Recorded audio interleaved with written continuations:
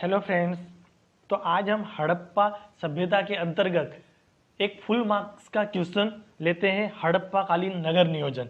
तो इसको हम सबसे पहले तो सिनोप्सिस के माध्यम से समझेंगे, तत्पश्चात एक क्वेश्चन लेंगे, उसका आंसर देखेंगे।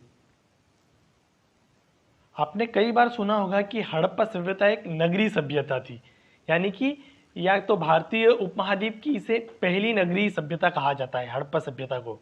तो हड़प्पा सभ्यता के स्वरूप के संबंध में इतिहासकारों का मानना है कि यहाँ पर जिस प्रकार की सड़कें प्राप्त हुई, धातुओं का उपयोग देखने को मिला, गांवों की जगह कस्बे की स्थिति देखने को मिली, ज्ञान विज्ञान कला कौशल आदि को देखा जाए तो यह कहा जा सकता है कि यह एक नगरीय सभ्यता थी। हड़प्पा सभ्यता के नगर नियोजन की बात करें हम तो पहला पोर्शन हमें ये दिखाई देता है कि नगरों की बसावट किस रूप में होगी। तो हमें आगे जाकर हम देखते हैं तो नगर बड़े ही सुव्यवस्थित तरीके से बसे हुए थे। सामान्यतः आयताकार या वर्गाकार होते हैं, दो भागों में वर्गीकृत थे, पश्चिमी टीला या पूर्वी टीला, या फिर कहे तो हम दुर्ग या निचला नगर। लेकिन अगर अपवाद स्वरूप बात करें तो धोलावीरा तीन भागों में विभक्त था, दुर्ग, निचला टीला या फिर दुर्ग या निचला नगर कहे, और तीसरा भाग जो था वो मध्यमा था। और लोथल की बात करें तो वहां हमें कोई विभाजन नहीं दिखाई देता है, लोथल में हमें कोई विभाजन नहीं दिखाई देता है। इस प्रकार सुव्यवस्थित एवं आयताकार और वर्गाकार नगरों की बसावट थी। और किलेबंदी की बात करें तो हड़प्पा के जो दुर्गीकृत जो भाग है, दुर्गीकृत भाग पर किलेबंदी की गई थी, जिसका उद्देश्य क्या था, आक्रमण से सुरक्षा की जा सके तथा बाढ़ के से बचा जा सके। अपवाद स्वरूप बात करें तो हम चंदूदड़ों में हमें कोई भी किलेबंदी नहीं दिखाई देती है। अब हम आगे बढ़ते हैं भवन निर्माण कला की। तो भवन निर्माण कला जो थी वो ग्रिड पैटर्न पर आधारित थी। और अगर बात करें तो हड़प्पा सभ्यता के अधिकांश नगर नदियों के किनारे बसे हुए थे। तो बरसात के समय जो नदियों का पानी आता था वो भवनों में प्रवेश कर जाता था। इस हेतु हड़प्पा नगरवासियों ने इस स्थिति से निपटने के लिए भवनों का निर्माण चबूतरों पर करवाया।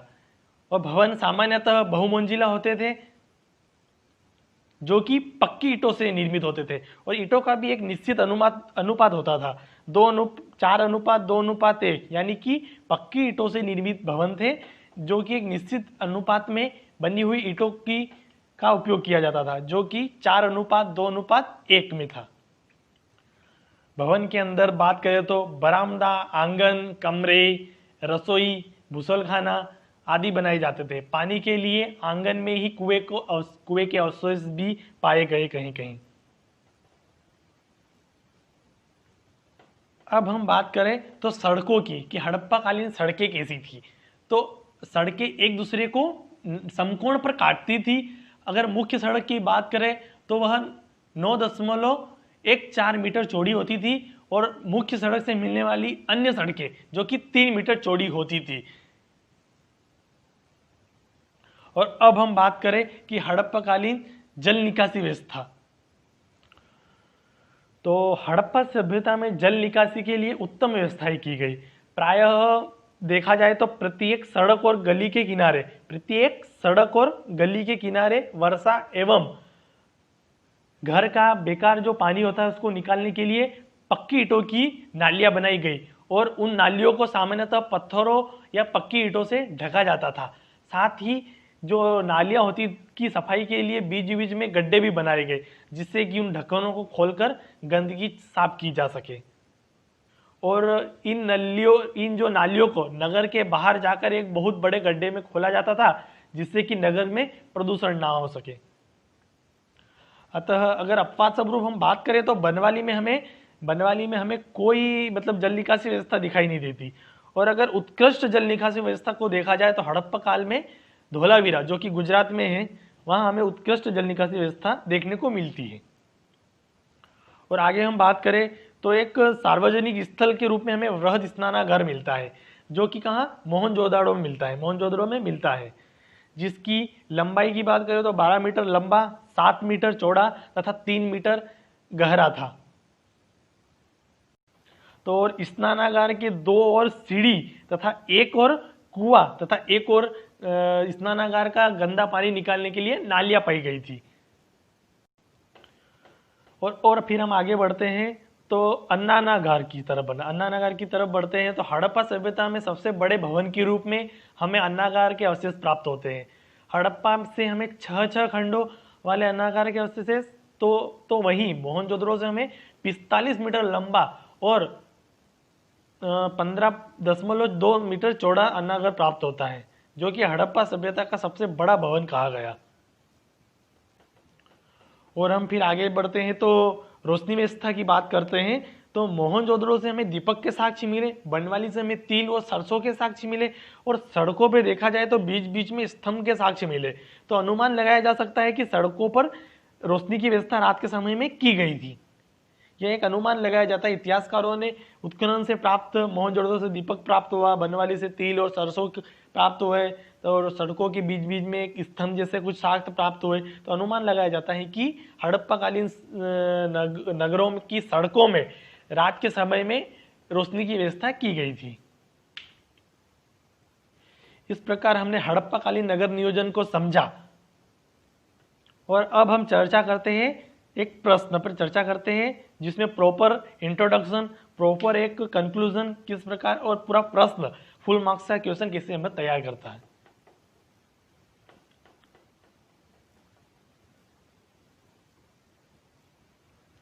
तो हमारे पास प्रश्न है, हड़प्पा सभ्यता के नगर नियोजन पर प्रकाश डालिए। तो अब इसका हम मॉडल आंसर देखते हैं। तो पहले तो हम इंट्रोडक्शन की बात करें तो हड़प्पा सभ्यता विश्व की प्राचीन सभ्यता में से एक है जो भारतीय उपमहाद्वीप की प्रथम नगरीय क्रांति को दर्शाती है। इसका क्षेत्रीय विस्तार, नगर नियोजन तथा सामाजिक सांस्कृतिक विकास इसे एक विशिष्ट सभ्यता के रूप में स्थापित करता है। हड़प्पाई नगर नियोजन की प्रमुख विशेषताएं निम्नलिखित है। 2 स्तरीय नगर, पश्चिमी टीला उच्च वर्गीय जहां उच्च वर्ग के लोग निवास करते थे, पूर्वी टीला जहां निम्न वर्ग के लोग निवास करते थे। सड़क निर्माण की बात करें तो नगर खंडों में विभाजित था, मतलब कि नगर अनेक खंडों में विभाजित था, तो सड़कें एक दूसरे को समकोण पर काटती थी।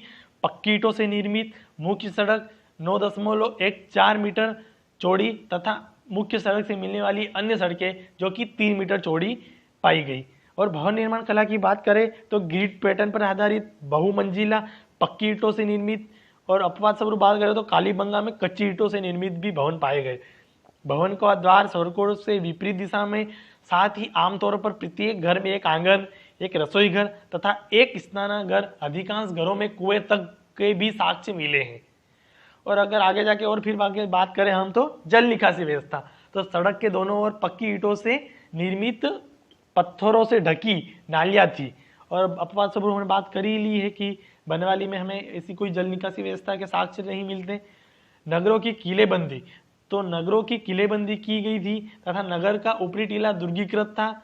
और नगर की किलेबंदी नहीं की गई तो अपवाद स्वरूप हमें चंदूदोड़ो हमें दिखाई देती जहां नगर की किलेबंदी नहीं की गई थी।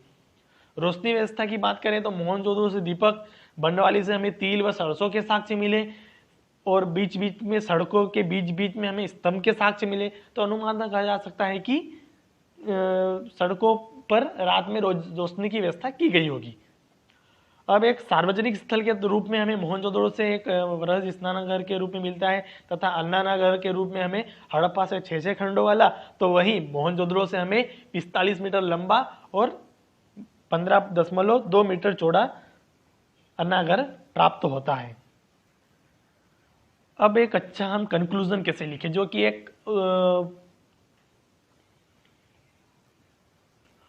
इफेक्टिव, हमारे आंसर को एक इफेक्टिव पार्ट हो। स्पष्ट हड़प्पाई लोगों ने अपनी आवश्यकता के अनुसार सभी चीज़ों का निर्माण किया था, जिससे कहा जा सकता है कि इस प्रकार का व्यवस्थित नगरीकरण वर्तमान भारत की नगर निर्माण योजना का मार्गदर्शन कर सकता है। ठीक है, तो हमने एक फुल मार्क्स का क्वेश्चन मुख्य परीक्षा का तैयार किया है, हड़प्पा कालीन नगर नियोजन। मिलते हैं अगले